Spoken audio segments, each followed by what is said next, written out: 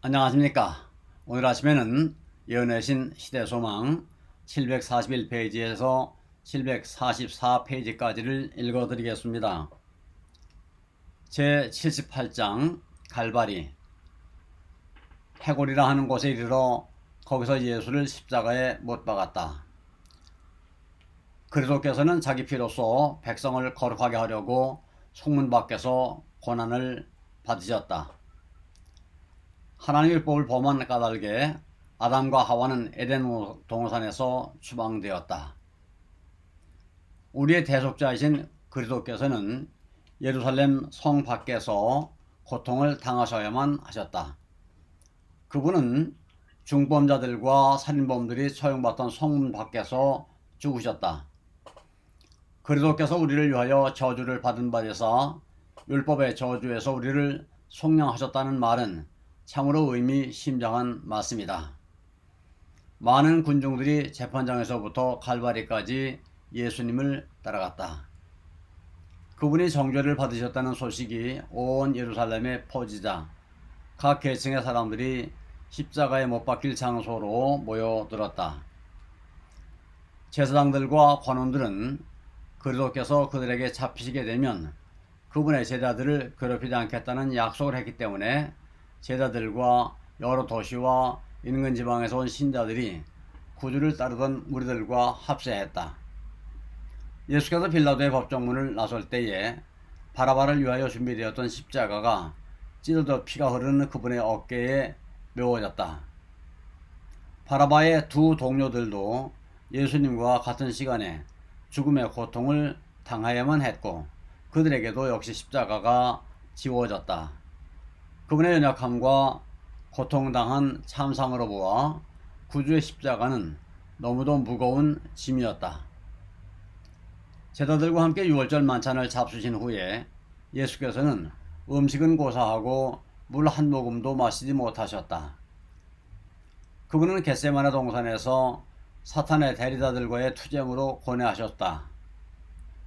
그분은 배반당하심으로 견디기 어려운 괴로움을 참으셨으며 제자들이 자기를 버리고 도망하는 것을 목격하셨다.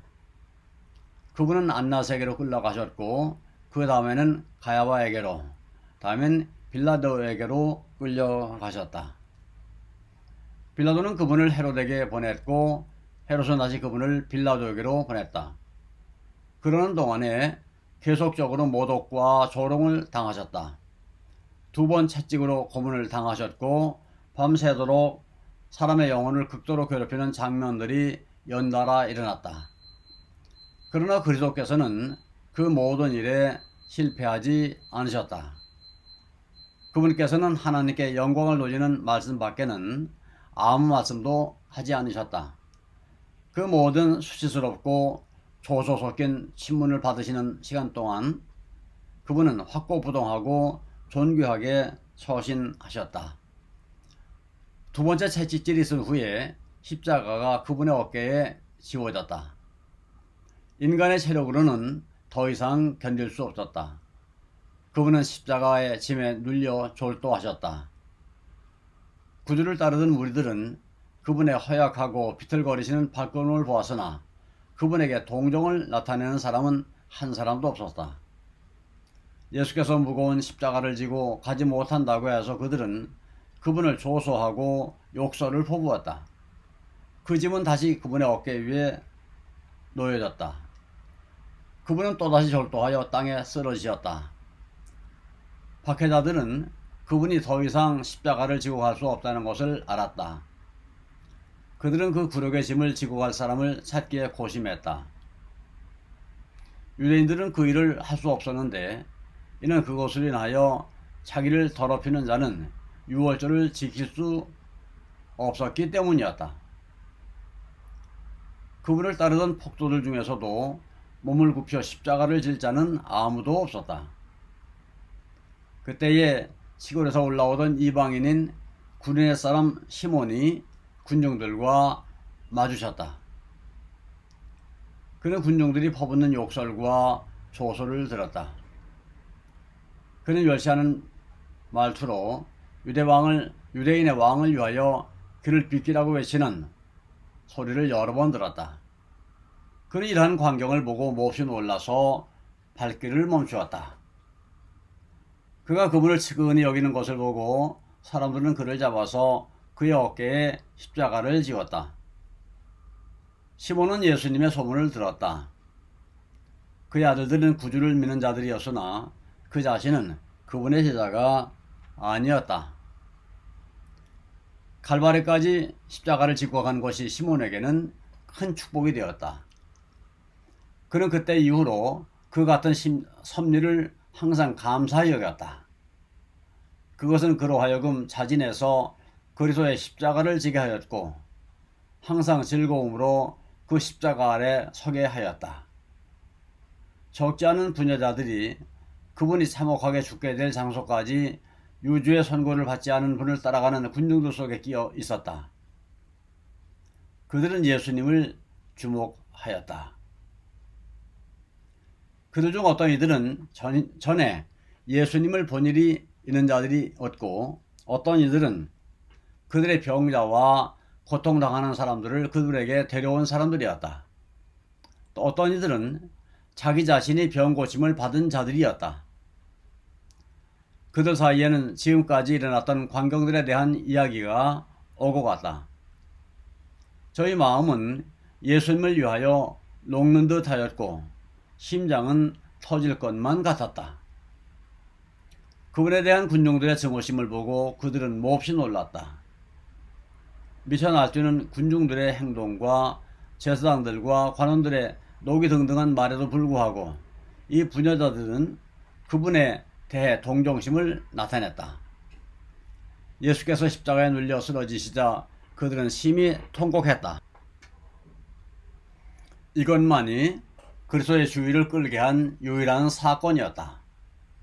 세상 죄를 지시고 말할 수 없는 고통을 당하고 계시면서도 그분은 그들이 나타낸 슬픔에 무관심하지 않으셨다. 그분은 부드러운 동정심을 가지고 그 부녀자들을 바라보셨다. 그들은 그분을 믿는 신자들이 아니었다.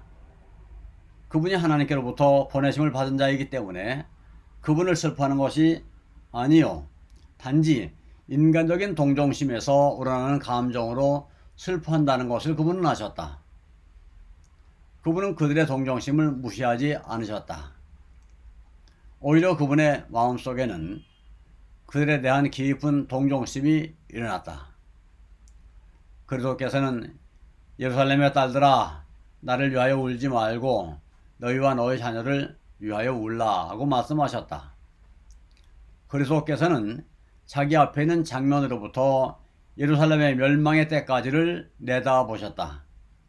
그 무서운 장면 가운데서 지금 그분을 위하여 울고 있는 자들 중에 많은 사람이 저희 자녀들과 함께 멸망당하게 될 것이다. 예루살렘의 멸망의 장면으로부터 예수님의 생각은 더욱 큰 심판으로 향했다.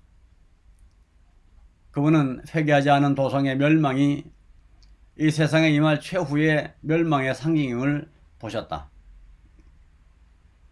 그분은 그때에 사람이 산들을 대하여 우리 위에 무너지라 하며 작은 산들을 대하여 우리를 덮으라 하리라. 푸른 나무에도 이같이 하거든 마른 나무에는 어떻게 되리요? 라고 말씀하셨다.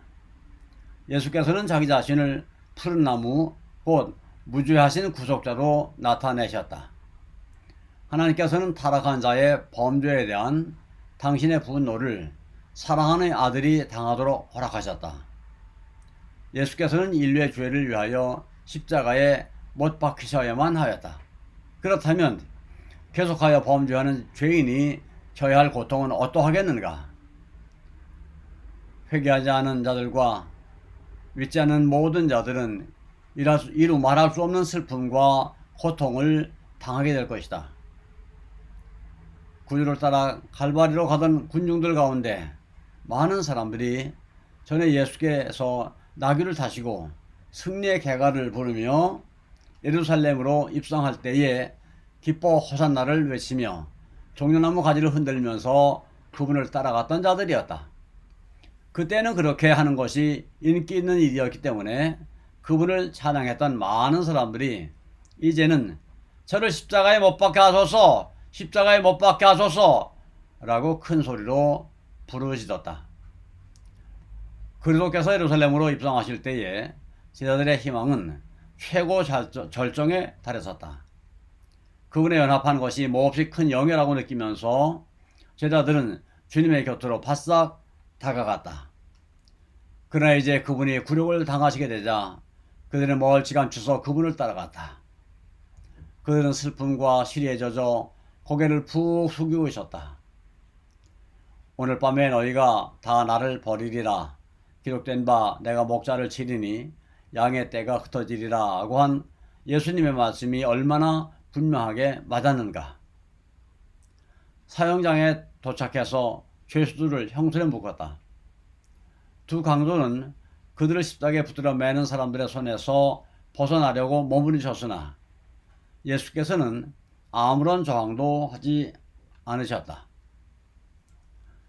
예수님의 어머니는 사랑하는 제자 요한의 부축을 받으며 그 아들의 발자국을 따라 갈바리까지 왔다.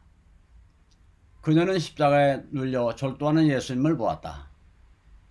그는 그분의 상한 머리에 손을 대어 부축해주고 전에 자기 가슴에 베게 하던 그 이마를 닦아주고 싶어 했다.